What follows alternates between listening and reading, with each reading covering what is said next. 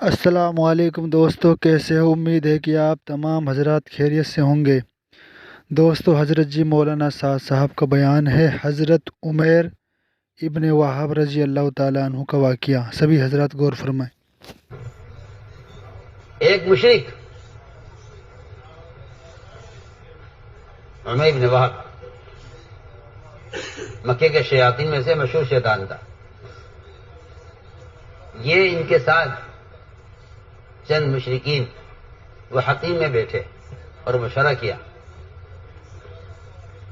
مشورہ اس بات کا کیا کہ جب تک محمد صلی اللہ علیہ وسلم مکے میں تھے تو ہماری گرفت میں تھے، ان کا کام بہت محدود تھا۔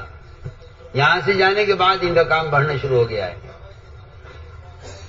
اب کوئی ہے ایسا جو نعوذ باللہ انہیں وہاں جا کر قتل کرے؟ سب نے کہا عمیر تم بڑے جری آدمی ہو، تم یہ کام کر سکتے ہو، بس کسی کو پتہ نہ چلے، ہم 6 کے علاوہ کسی کو معلوم نہ ہو، تم جاؤ خاموشی سے اور ان کو قتل کر کے آؤ۔ سارا مشورہ ہوا، یہ طے کیا سب نے مل کر کہ ہم 6 کے علاوہ کسی کو اس کا پتہ نہیں چلے گا، تاکہ بات پھیل نہ جائے، تم خاموشی سے جاؤ اور ان کو قتل کر کے آؤ۔ عمیر بن وہب نے اپنے غلام سے کہا کہ تلوار تیز کر۔ اس نے تلوار پر دھار لگائی اور یہ تلوار لے کر یہاں سے سیدھے مدینے پہنچے۔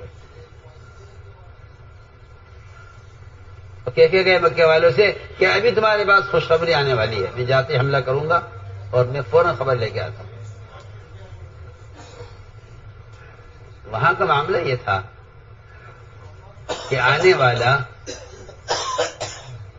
والا کس ارادے سے آ رہا ہے اس پر توجہ نہیں ہوا کرتی تھی۔ وہاں کا معاملہ یہ تھا کہ ہم آنے والے سے کیا چاہتے ہیں، آنے والے کیا چاہتا ہے یہ نہیں، ہم کیا چاہتے ہیں آنے والے سے۔ یہ بات ہمیشہ یاد رکھو، دنیا میں کوئی دین کا یا دینداروں کا، اسلام کا یا مسلمانوں کا کتنا بھی بڑا دشمن ہو، وہ کہیں کہ اس کی دشمنی کو دوستی میں اور اس کی نفرت کو محبت میں تبدیل کرنے کا تعلق مومن کے اپنے ارادے اور گمان سے ہے۔ تمہارا کیا ارادہ ہے آنے والے کے ساتھ؟ اس کا ارادہ تمہارے قتل کا ہے، یہ تو ہوگا کیونکہ وہ اسلام کا دشمن ہے، تمہارا بھی دشمن ہے۔ تمہارا کیا ارادہ ہے اس کے ساتھ؟ اگر تمہاری سوچ وہ ہے جو اس کی ہے تو پھر ہمارا تم سے مدد کا کوئی وعدہ نہیں، سیدھی سیدھی بات۔ اگر آپ کا ارادہ انتقام کا ہے اپنے قاتل کے ساتھ تو پھر ہمارے اس طرف سے مدد کا وعدہ نہیں ہے، اور اگر آپ کا ارادہ ان کی ہدایت کا ہے جو آپ کی ہلاکت کی تمنا رکھتے ہیں تو پھر ہمارا وعدہ یہ ہے کہ یا تو ہم ان کو ہدایت دیں گے آپ کی چاہت پر، اور اگر ہدایت مقدر میں ان کے نہیں ہے تو ہم آپ کے راستے سے ان کو ہٹا دیں گے۔ میں تو عرض کر رہا تھا کہ عمیر بن وہب وہاں سے تلوار تیز کرا کے روانہ ہوئے۔ حکمہ نے دیکھ لیا کہ اس کا ارادہ اچھا نہیں لگ رہا ہے، اس کی آنکھوں سے معلوم ہوتا ہے کہ یہ برے ارادے سے آیا۔ عمر رضی اللہ تعالیٰ عنہ نے اس کی تلوار اس کے گریبان کے ساتھ پکڑ لی۔ کیسے آنا ہوا؟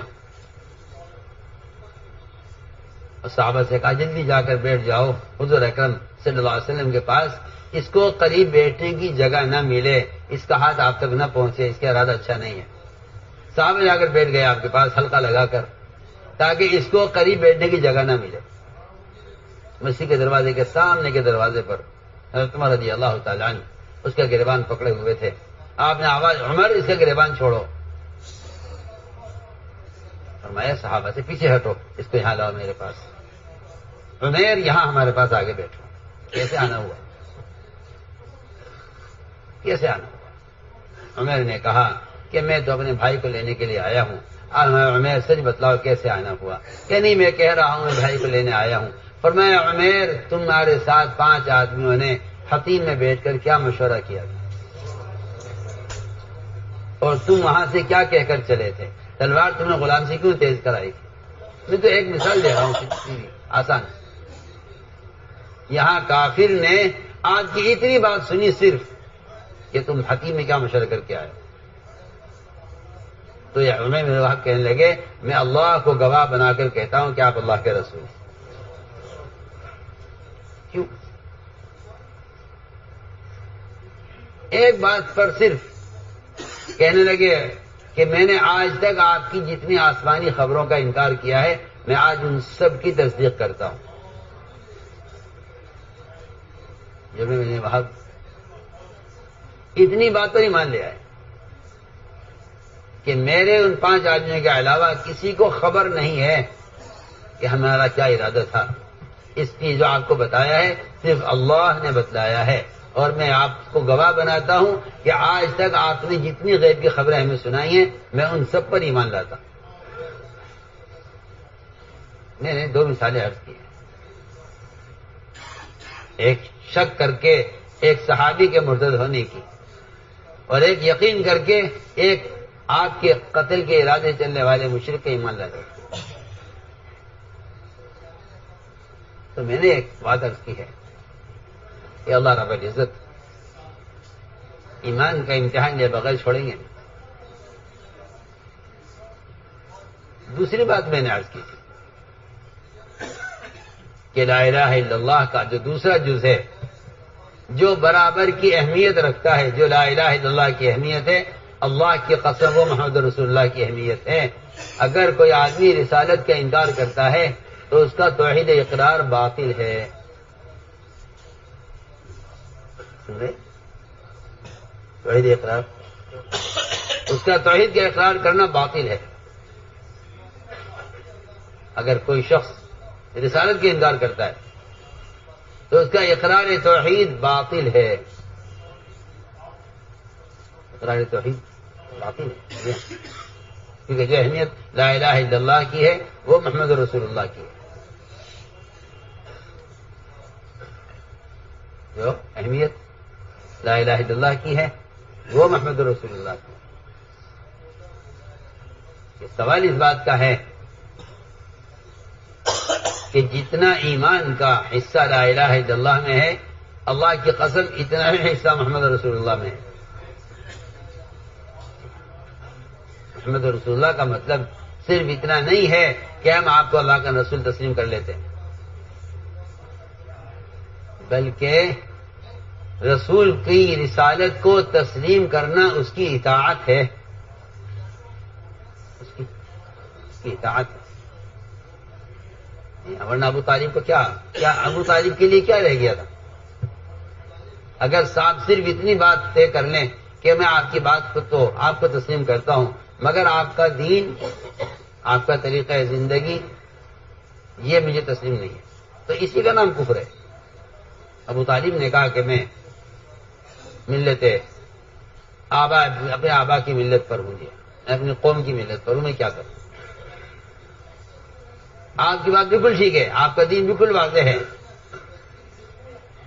لیکن میں قوم کی ملامت کے اندیشے سے آپ کی اطاعت نہیں کر سکتا.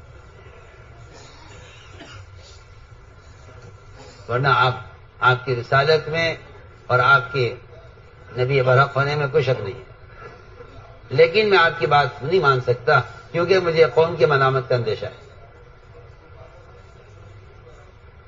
تو میں نے عرض کیا کہ میری بات کا تو خلاصہ یہ تھا کہ ہر مسلمان کو چاہیے اپنے ایمان کو قرآن حدیث پر پیش کرے، تو فیصلہ ہوگا کہ ایمان ہے یا نفاق ہے، ایمان ہے یا کفر ہے. سیدھی بات. اس لیے اگر غور کیا جائے تو حضور اکرم صلی اللہ علیہ وسلم کا سوال صحابہ سے ایمان کے بارے میں اور صحابہ کا سوال آپ سے ایمان کے بارے میں، احادیث میں آپ اور آپ کے صحابہ کے درمیان ایمان سوال جواب میں بہت ملے گا. ایمان ملے گا، سوال جواب. جی ہاں، آپ کہتے ہیں کہ سوال جواب کا جو کی تعلیم جو ہوتی ہے وہ آسان ہوتی ہے اور اس کا اثر ہوتا ہے. صحابہ نے اپنا ایمان آپ پر پیش کیا، آپ نے صحابہ پر ایمان کا کمال پیش کیا ہے کہ مومن کسے کہتے ہیں، اور صحابہ نے آپ سے ایمان کے بارے میں سوال کیا ہے. لیکن میں سمجھتا ہوں کہ اس زمانے میں سلمان اس کو کوئی کام نہیں سمجھتا کہ وہ اپنے ایمان کو حج پر پیش کرے اور دیکھے کہ مجھ سے کس ایمان کا سوال ہے. آپ اگر غور کریں گے تو صحابہ کا آپ سے ایمان کے بارے میں سوال ملے گا. صحابی نے سوال کیا ومن ایمان یا رسول اللہ, ایمان کسے کہتے ہیں؟ آپ نے فرمایا جب تجھے نیکی خوش کرے, گناہ غمگین کرے, جان لے کہ تو مومن ہے. جواب ہی ملا, نیکی خوش کرے, گناہ غمگین کرے, جان لے کہ تو مومن ہے. صحابی نے سوال کیا ومن ایمان یا رسول اللہ, آپ ایمان کسے کہتے ہیں؟ فرمایا ایمان اخلاص کو کہتے ہیں. ایمان اخلاص کو کہتے ہیں.